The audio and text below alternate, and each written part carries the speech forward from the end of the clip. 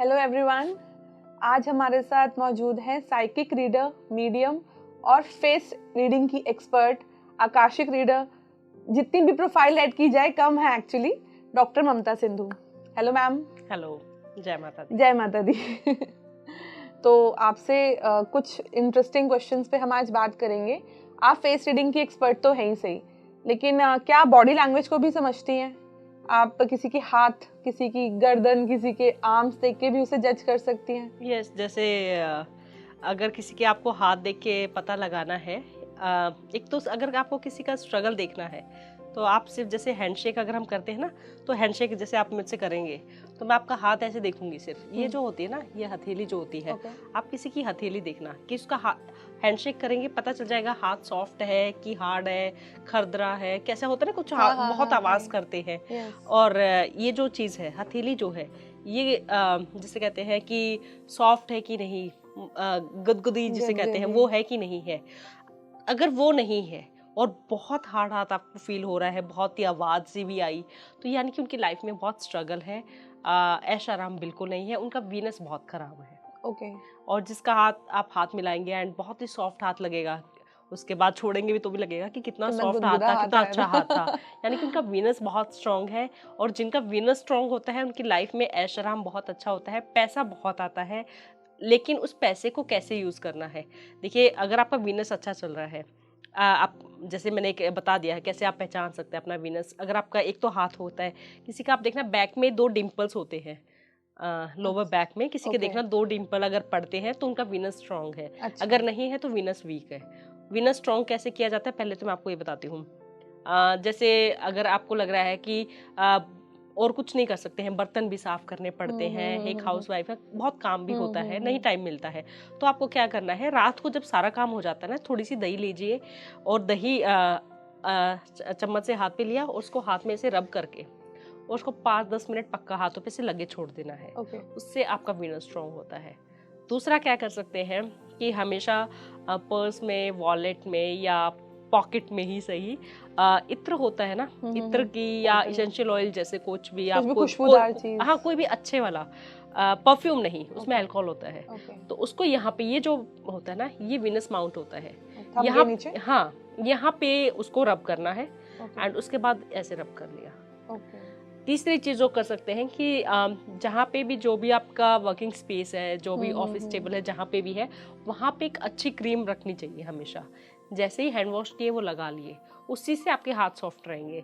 अगर आपके हाथ सॉफ्ट नहीं है ना, तो और दिख रहा है आपको, जैसे किसी किसी के ना मैंने देखा है कि यहाँ पे बहुत लाइंस हो जाते हैं ऐसे, और बहुत, तो मैं उनको ये कहती हूँ कि पहले आप अपने, वो कहते हैं मैम लाइफ में बहुत स्ट्रगल है, बहुत काम करते हैं, कुछ नहीं है, तो मैं कहती हूँ आप अपना हाथ ऐसे दिखाइए और उसी से पता चल जाता है। तो मैं सीधा ही कहती हूँ कि आप एक अच्छी क्रीम लीजिए, कोई भी बढ़िया वाली। और देखिए, क्रीम में बढ़िया क्यों बोल रही हूँ, क्योंकि वीनस जो है ये बहुत ही उसको लग्जरियस लाइफ को बहुत इंपॉर्टेंस देता है। आपकी लाइफ का जो भी है, आपकी लाइफ में पैसा आएगा, आपका वीनस स्ट्रांग हो गया, पैसा आएगा। उस पैसे को अगर आप सोचेंगे जोड़ लो, सिकोड़ लो, ओ पैसा बहुत आ रहा है, लेकिन एक चवन्नी आप अपने ऊपर खर्च नहीं कर रहे हैं, तो आपका वीनस चाहे कितना भी अच्छा है, वो अच्छा खराब, धीरे धीरे खराब होने लग जाएगा। वो कहते हैं लग्जरी लाइफ, हाँ, वो आपके पास आ ही इसलिए रहा है ताकि आपके जो अच्छे, जो एक लाइफस्टाइल है, वो उसको और अच्छा कर सके। अगर आपके पास बहुत अच्छा पैसा आ रहा है, सब कुछ आ रहा है, लेकिन आप एक अच्छा परफ्यूम नहीं लगा सकते हैं, जस्ट एन एग्जांपल, कई लोग होते हैं जो नहीं खर्च कर पाते हैं, तो वो नहीं लगा सकते हैं, तो आपके पास पैसा नहीं टिकेगा, चाहे आप कितना भी कर लो। आपकी लाइफ में आएगा, अगर आप ये रेमेडीज करेंगे आपकी लाइफ में आएगा, बट उसके बाद ऐसा नहीं है कि पैसा आ रहा है कि मतलब वो नहीं करना है, वरना वो चला जाएगा। अगर आप चाहते हो कि ये फ्लो ऐसे ही चलता ही रहे, आता ही रहे, तो वो करना भी पड़ेगा उसको, वो जिस काम के लिए आ रहा है उस काम पे स्पेंड भी करना पड़ेगा, उसके बाद भी आप वैसे ही जिंदगी जी रहे होगी, ठीक है, फिर कोई फायदा नहीं है। तो फिंगर्स देख के कैसे पता लगेगा? तो आपने पाम्स की बात कर ली, हाउ फिंगर कैसे आपको बताएंगे आपकी पर्सनालिटी? मेरी फिंगर्स क्या कह रही है? नहीं, आपकी नहीं बताती हूँ मैं वैसे इन जनरल बताती हूँ। किसी किसी की फिंगर्स आप देखना कि बहुत लंबी फिंगर्स होती हैं, यस, तो उनकी लाइफ में बहुत ही जैसे कहेंगे ना कि अच्छा, जिसे कहते हैं ना कि विरासत में सौभाग्य लेकर आए हैं, बहुत ऊपर तक, बहुत आगे तक जाएंगे, बहुत ज्यादा। आपने बात करी फिंगर्स की कि लंबी फिंगर्स वाले लोग बहुत लकी होते हैं, विरासत में पैसा एंड शोहरत एंड सक्सेस लेकर आते हैं। अब मैं आपसे ना एक और इंटरेस्टिंग चीज़ पूछ रही हूँ कि जिन कानों के बारे में आपको क्या लगता है, कान लंबे छोटे पतले मोटे, कैसे कान वाले लोग कैसे होते हैं?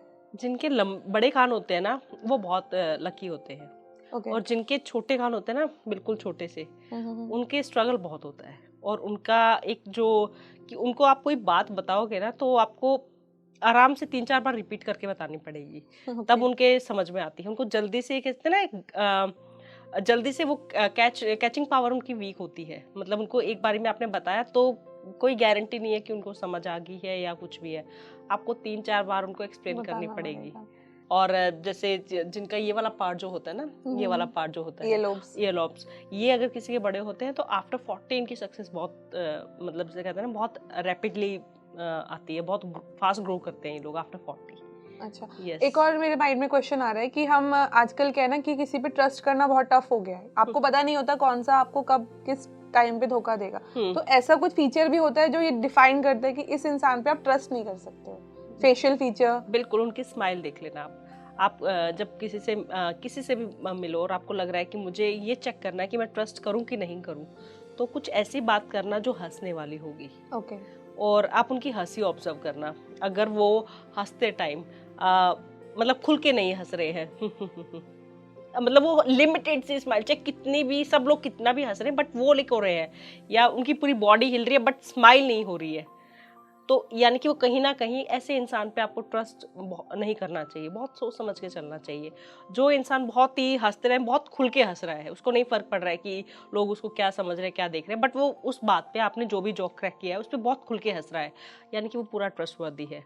किसी अगर आप मेल मेंबर से मिल रहे हैं और आपको चेक करना है कि ट्रस्टवर्दी है कि नहीं है, तो ये जिनके हाथों पे जैसे होते हैं ना कि किसी के बॉडी हेयर्स पे आप देखना कि मेल मेंबर्स के लिए बता रही हूँ, बहुत ज़्यादा होते हैं ना, बहुत घने किसी के आप देखोगे तो वो बहुत ट्रस्टवर्दी होते हैं। ओके। वो बहुत अच्छे मतलब जिनको आप कहेंगे ना कम बाल है मतलब दे आर नॉट ट्रस्टवर्दी, जिनके ज़्यादा हेयर बॉडी हेयर है दे आर ट्रस्टवर्दी, आप ये कहना चाह रही हैं? हाँ, बट देखो एक चीज़ और कन्वे कर दूंगी कि ऐसा नहीं है कि सिर्फ एक फीचर को देख के आप वो हो जाओ कि ओके जिनके अब नहीं है वो ये कहें कि हमें तो बिल्कुल ही वो साइड कर दिया। जेनेटिक भी होता है कई बार। हाँ नहीं, कई बार क्या होता है ना कि सिर्फ एक फीचर ही सब कुछ नहीं बता रहा होता है, बहुत कुछ देखना पड़ता है, स्माइल भी, हेयर्स भी बताया मैंने, बहुत कुछ देखना पड़ता है।